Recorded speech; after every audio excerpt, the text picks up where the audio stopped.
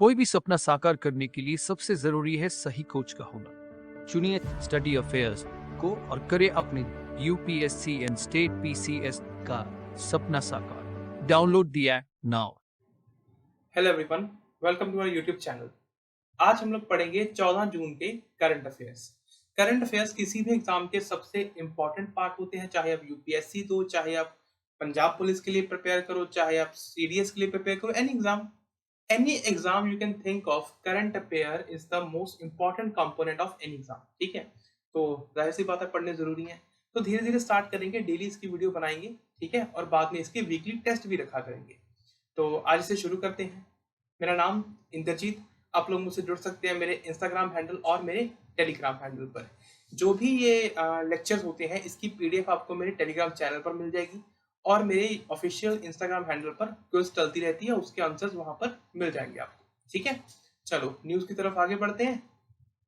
PGI कोई नया नाम नहीं है, पोस्ट ग्रेजुएशन ऑफ इंस्टीट्यूशन। ठीक है, चंडीगढ़ में एक बहुत बड़ा हॉस्पिटल है और वहीं पर ग्रेजुएशन भी होती है, मतलब डॉक्टरी की पढ़ाई करवाई जाती है। उसको World Health Organization, world WHO, ये तो पता ही होगा।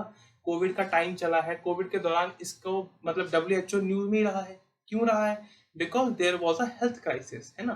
तो हेल्थ से जुड़ा हुआ ही है WHO, वर्ल्ड हेल्थ ऑर्गेनाइजेशन। क्या हुआ ये?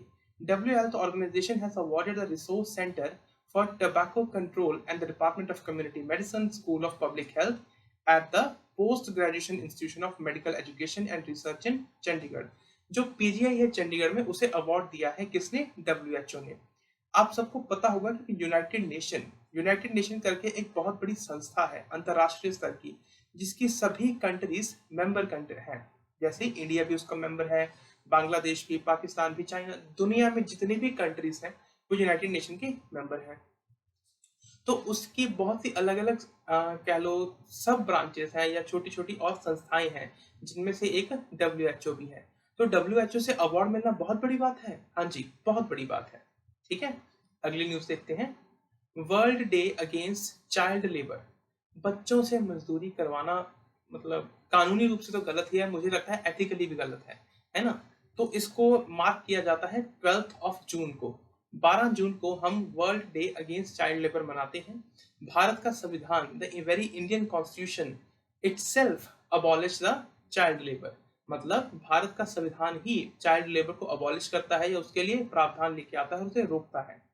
वर्ल्ड डे किस दिन मनाया जाता है? 12 जून को। ये 12 जून आपने याद रखना है।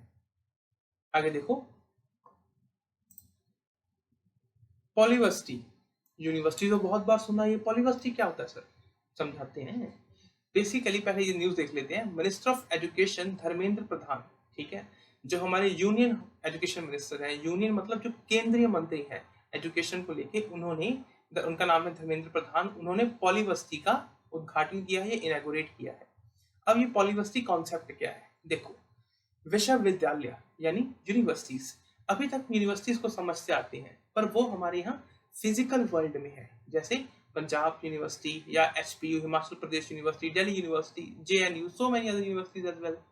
But when we talk of metaverse, metaverse तो नाम सुना होगा, है ना। फेसबुक का मेटावर्स आ रहा है, माइक्रोसॉफ्ट अपना मेटावर्स बना रहा है, मतलब वर्चुअल स्पेस इंटरनेट पर।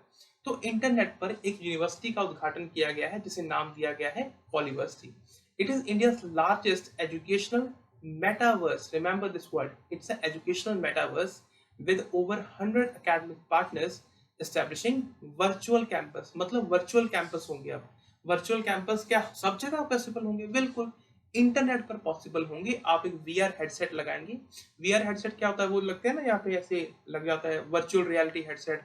बहुत सी कंपनीज के आते हैं, उससे वर्चुअल गेम्स भी खेली जाती है। कितना ऐड आती रहती है टीवी पे। सैमसंग के आते हैं, फोकस के आते हैं, ऑकुलस के आते हैं, सो मेनी अदर ब्रांड्स। तो उनको यूज करके, उनका उपयोग करके आप क्या कर पाएंगे? मेटावर्स में लॉग इन कर पाएंगे और अपनी पढ़ाई घर बैठे किसी भी यूनिवर्सिटी में कैंपस से, मतलब किसी भी यूनिवर्सिटी के वर्चुअल कैंपस से, remember this word, virtual campus से अटेंड कर पाएंगे। So is it good? Of course it is good. क्यों अच्छा क्यों है ये? क्योंकि जो मान लो कोई पर्सन है, मान लो मैं हूं, ठीक है, मैं संगरूर में रहता हूँ और मैं किसी और जगह पर जाके एजुकेशन लेना अफोर्ड नहीं कर सकता, मेरी कोई मजबूरी है, मैं अपने घर से मूव नहीं कर सकता, मेरे घर में माँ बाप मान लो बीमार हैं, वैसे खुदा ना करे ऐसा कभी हो, पर मान लो मेरी मम्मी बीमार है, मैं नहीं जा सकता भाई उनको छोड़ के, मैं किसी और शहर में पढ़ने नहीं जा सकता, तो मैं घर बैठे अपनी डिग्री कर पाऊंगा और वर्चुअली क्लासेस भी ले पाऊंगा। सो ये अच्छा है, बहुत अच्छा है। It will help so many students. चलो अब अगली न्यूज की तरफ बढ़ते हैं। ये कौन है भाई साहब? ये सरदार जी हैं अमनदीप सिंह गिल। ठीक है, अभी थोड़ी ही देर पहले मैंने यूनाइटेड नेशन का जिक्र किया। यूनाइटेड नेशन, संयुक्त राष्ट्र, सभी देश मिलके एक संस्था बनाते हैं और उस संस्था के बहुत से काम है जो ह्यूमैनिटी के लिए, इंसानियत के लिए काम करती है और पूरी दुनिया में तीसरा विश्व युद्ध ना हो, ये जिम्मेदारी है यूनाइटेड नेशन की।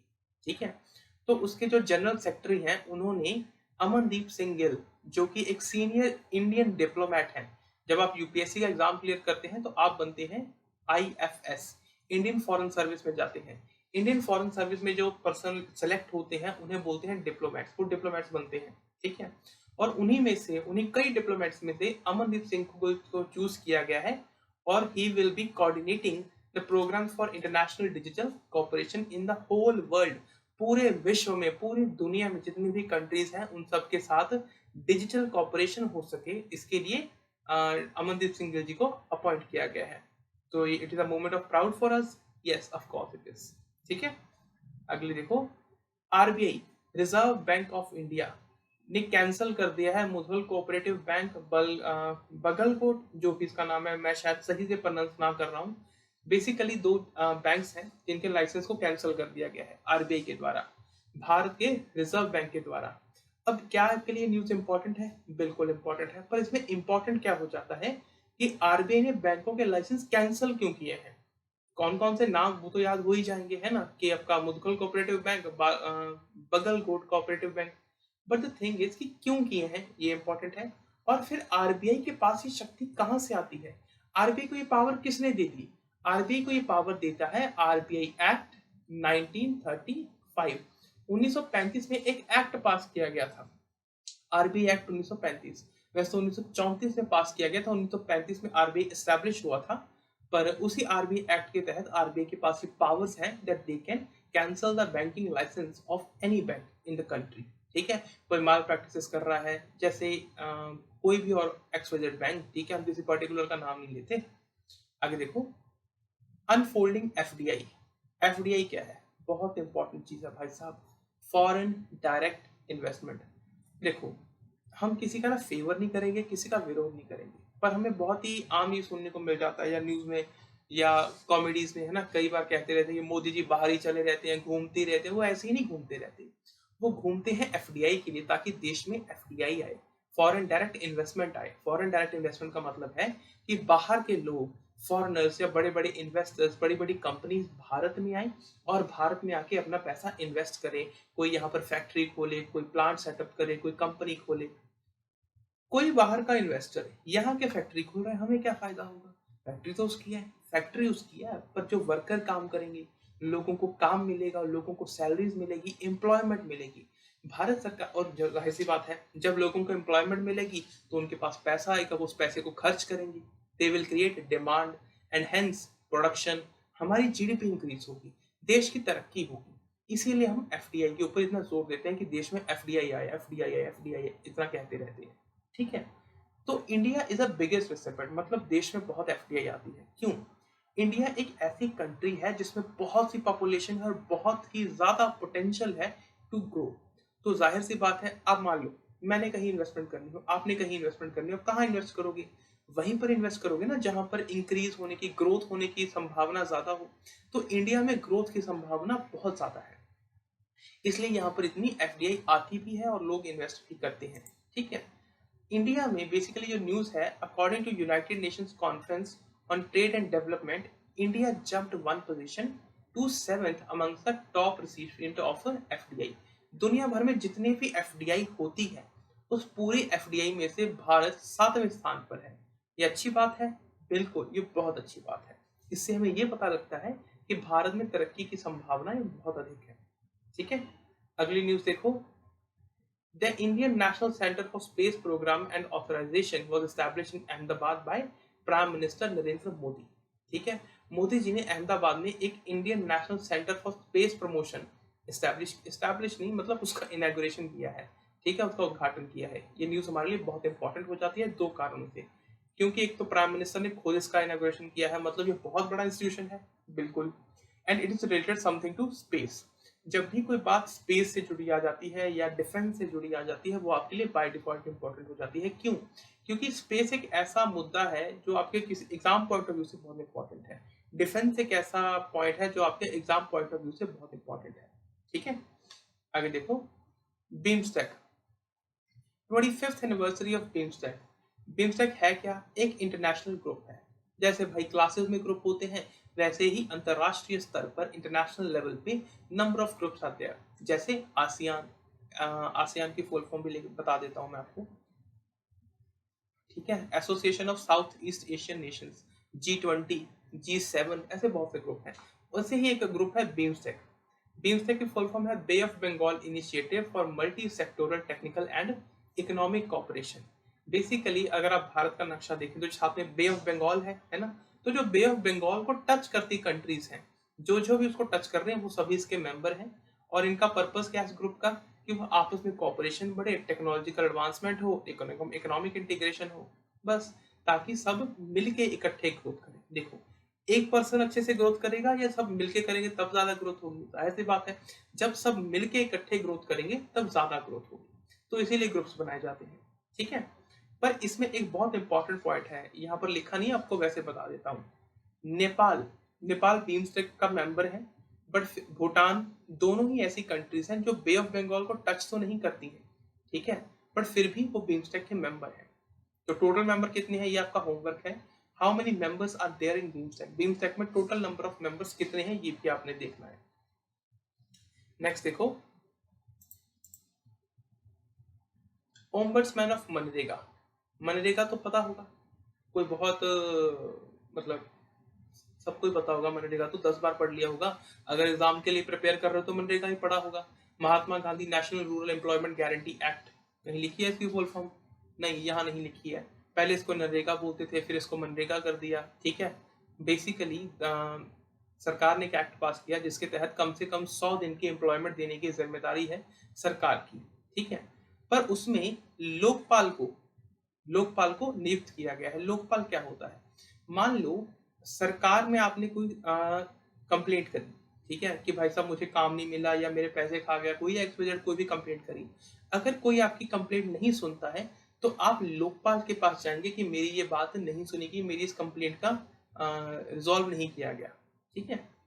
NJ ओझा, ये नाम याद रखना है आपने। He has been appointed as a ombudsman for 2-year term. इनकी टर्म याद रखनी है, कितने साल के लिए? 2 साल के लिए। किसे अपॉइंट किया गया है? NJ ओझा जी को। किस पर्पस के लिए? मनरेगा का लोकपाल उन्हें नियुक्त किया गया है। अगला न्यूज देखो, जरा आ जाओ जी। Next, second edition of award for excellence in district skill development program. Bharat सरकार के कई अलग अलग प्रोग्राम्स हैं जिसके तहत लोगों को या मतलब यूथ को, जो यूथ जनरेशन है उसको स्किलफुल बनाया जाए, उसे कौशल्य दिया जाए। इसके तहत एक स्कीम भी है, प्रधानमंत्री कौशल विकास योजना, ठीक है। जब भी आप किसी एग्जाम के लिए प्रिपेयर करते हैं तो आपके पास जो गवर्नमेंट स्कीम्स होती हैं, they are very important part. तो उनको याद रखना, उनको पढ़ना, उसके क्या फीचर्स हैं, क्या फायदे नुकसान हैं, ये सब देखना आपका काम बन जाता है, जरूरी हो जाता है, ठीक है। तो ऐसे ही लगे हाथ प्रधानमंत्री कौशल विकास योजना, इसको भी एक बार देख लेना। जो न्यूज है ये क्या है? Basically in new Delhi the second edition of award for excellence in district skill development planning was held with the 30 districts in the area being recognized for their unique best practices in skill development। इसके लिए बहुत से अलग अलग programme हैं, बहुत सी अलग अलग स्कीम्स हैं, तो इनको ध्यान से पढ़ना है, ठीक है। चलो जी, नेक्स्ट न्यूज देखें। जेस्ट मनी, ये तो कईयों ने नाम सुना होगा, बड़ी ऐड आती रहती है इसकी यूट्यूब पे, कभी इंस्टा पे, है ना। इंस्टाग्राम तो चलाते ही हो सब। चलो, बेसिकली आईसीआई बैंक जो है, इन्होंने जेस्ट मनी के साथ हाथ मिलाया है। अब दोनों मिलके लोगों को या जो कस्टमर है उन्हें कार्डलेस ईएमआई, देखो आमतौर पर क्या होता है, आपने कोई प्रोडक्ट खरीदना है तो आपके पास क्रेडिट कार्ड होता है और आप क्रेडिट कार्ड को स्वाइप करते हैं, तब आप उसकी ईएमआई बना लेते हैं, ऐसा कुछ, ठीक है। पर अब आईसीआईसी बैंक के जो कस्टमर्स हैं वो क्या कर पाएंगे, जेस्ट मनी के जरिए कोई मान लो किसी अमेजोन से, फ्लिपकार्ट से कुछ खरीद लिया, आपके पास क्रेडिट कार्ड नहीं भी है तब भी आप उसकी ईएमआई बनवा पाएंगे। ठीक है, तो ये सुविधाजनक होगा, जाहिर सी बात है। चलो पढ़ देता हूँ फिर भी news. ICICI Bank has announced that it has partnered with the digital EMI pay later platform Zest Money to expand its cardless EMI। Cardless EMI बहुत इंपॉर्टेंट कॉन्सेप्ट है, इसको समझना जरूरी है और जेस्ट मनी याद रखना है। ठीक है, ये देखो एक अगली न्यूज क्या है। आंध्र प्रदेश के जो मुख्यमंत्री हैं बेसिकली जगन मोहन रेड्डी साहब, ठीक है, इन्होंने YSR यंत्र सेवा स्कीम लॉन्च करी है। क्या है ये स्कीम? ये है आपका होमवर्क। देखो ये पॉइंट बड़ा इंपॉर्टेंट है, इसको समझना। सब कुछ अगर मैं ही बताता रहूंगा ना तो it will be like spoon feeding. जैसे हम बच्चे को खाना खिला देते हैं तो वो खुद नहीं सीखता है ना, तो बच्चे को थोड़ा एफर्ट डालना भी सिखाना पड़ता है। तो ये स्कीम क्या है, मैंने आपको न्यूज बता दी कि भाई साहब आंध्र प्रदेश के जो मुख्यमंत्री हैं उन्होंने ये स्कीम लॉन्च करी है। पर ये पर्टिकुलर स्कीम है क्या, किसके लिए है, क्या फायदे नुकसान है, ये आप खुद से सर्च करेंगे। दो फायदे होंगे इसके। जब आप खुद से एफर्ट लगाएंगे ना, you will have more attention. आप कोई भी काम, जैसे मैं ना आमतौर पर आपको टीचर कह देते हैं कि भाई अगर कुछ याद नहीं हो रहा तो लिख के देख लो, उससे ज्यादा याद हो जाता है। क्यों? जब हम अपनी तरफ से एफर्ट डालते हैं, अपना दिमाग यूज करते हैं, अपना एफर्ट मारते हैं, तो उसके याद रहने की संभावना ज्यादा हो जाती है। तो अगर मैंने न्यूज बताती है, हो सकता है ये भूल जाओ, हो सकता है मैंने जो अभी तक न्यूज बताई है वो भूल जाओ। पर जब इस स्कीम को खुद से सर्च करोगे गूगल पर, ये क्या होता है, सर ने कहा था बड़ी इंपॉर्टेंट है, देन यू विल रियलाइज कि आपको उस स्कीम के बारे में ज्यादा जानकारी होगी और वो याद भी ज्यादा देर तक रहेगी। इसलिए ये इंपॉर्टेंट है। ठीक है, चलो आगे बढ़ते हैं हम अपनी अगली स्कीम की तरफ। Non new permanent members to the United Nation Security Council. कई बार यूनाइटेड नेशन का जिक्र हो चुका है। तो यूनाइटेड नेशन का एक इंपॉर्टेंट भाग होता है, एक इंपॉर्टेंट काउंसिल होती है यूनाइटेड नेशन सिक्योरिटी काउंसिल। पूरी दुनिया में अगर कहीं पर भी गृह युद्ध हो रहा हो या कहीं पर कोई लड़ाई हो रही हो तो वहां पर पीस मेकिंग फोर्सेस भेजी जाती है। मतलब वहां पर कुछ कंट्रीज अपनी तरफ से सैनिक भेजते हैं कि भाई सब शांत करके आओ, वहां पर लड़ाई नहीं होनी चाहिए, देखो जरा कोई दंगा ना करे, कोई प्रॉब्लम ना आए, सब शांत रहे। ठीक है, उसको बोलते हैं peace making forces, peace keeping forces, sorry. तो यूनाइटेड नेशन सिक्योरिटी काउंसिल में 15 मेंबर होते हैं। ठीक है, 15 मेंबर भी दो तरह के होते हैं। एक होते हैं ऐसे 5 permanent member, US, UK, France, Russia, China. इसके अलावा है 10 नॉन परमानेंट मेंबर्स जो हर 2 साल बाद बदलते रहते हैं। तो अभी क्या हुआ है, जो ये नॉन न्यू परमानेंट मेंबर्स हैं उन्हें ऐड किया गया है। इक्वाडोर, जापान, माल्टा, मोजाम्बिक, अपना स्विट्जरलैंड, इनको नॉन न्यू परमानेंट मेंबर्स की तरफ से, sorry, new non permanent members के रूप में ऐड किया गया है। ये बहुत इंपॉर्टेंट न्यूज है। अभी इसको चाइना बोल दिया मैंने, इंडिया को रिप्लेस कर दिया गया है। जिस वक्त मैं ये वीडियो रिकॉर्ड कर रहा हूँ 14 जून 2022 को, India is a member of United Nation Security Council. Yes we are, अभी हम मेंबर हैं, पर 1 जनवरी 2023 से हम मेंबर नहीं रहेंगे। ठीक है, आगे देखो। जानवरों के लिए कोरोना वैक्सीन। ये प्यारा सा जो पपी है, बेसिकली इनको कोरोना ना हो जाए, ठीक है, तो उसके लिए एक वैक्सीन बनाई गई है। Basically agriculture minister Narendra Singh Tomar has launch countries first home grown covid vaccine Anocovax for animal developed by Haryana based ICAR national research centre for equines. अब देखो, हरियाणा में एक इंस्टीट्यूशन है जो ऐसी दवाइयां बनाता है, वैक्सीन बनाता है। तो जानवरों के लिए एक वैक्सीन तैयार करी गई है जिसका नाम है एनोकोवैक्स। ठीक है, ये जानवरों को कोरोना होने से रोकेगा। ठीक है जी, चलो आज की कक्षा को हम यही समाप्त करते हैं। हम मिलेंगे कल नेक्स्ट वीडियो में। तब तक के लिए अपना ध्यान रखो और पढ़ते रहो।